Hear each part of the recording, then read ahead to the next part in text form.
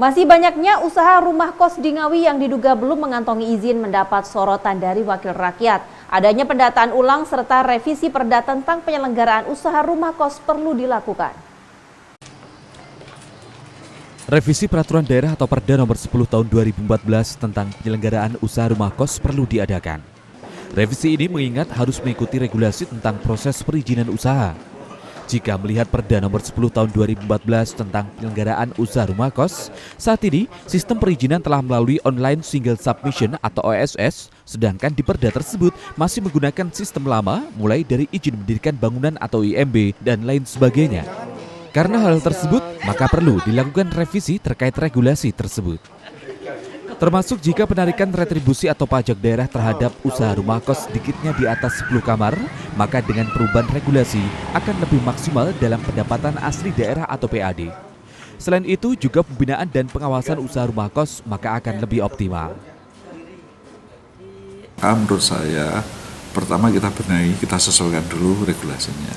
Ada revisi di Perda nomor 10 tahun 2014 itu, yang mana ketika ada sistem OSS itu pendirian rumah kos itu sangat susah untuk dikoordinasikan.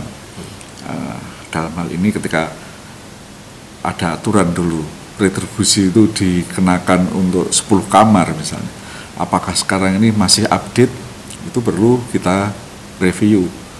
Masyarakat itu juga harus peduli kaitannya ini dengan pembinaan, karena sekarang sudah semakin menjamur ini usaha rumah kos ini, dan ini susah didata, identifikasinya sulit, maka perlu peran serta masyarakat lewat RT.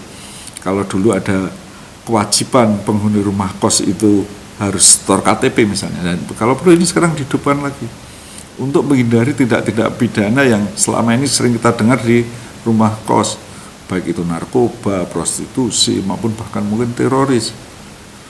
Tidak tertutup kemungkinan itu hanya untuk persembunyian para DPO misalnya. Dan sekarang yang mengkhawatirkan, rumah kos itu kan ada yang beroperasi bulanan, mingguan, bahkan harian. Ini kan sudah jauh dari perizinan yang selama ini dikeluarkan oleh Pemkab.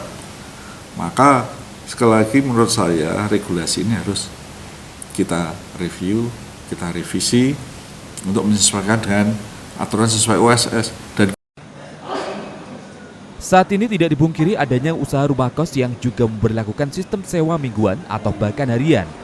Maka hal itu jelas melanggar aturan karena sangat rawan penyalahgunaan terhadap usaha tersebut. Serta saat ini sudah sangat jarang pemilik rumah kos yang mendata penghuni dan melaporkan kepada pihak RT RW setempat.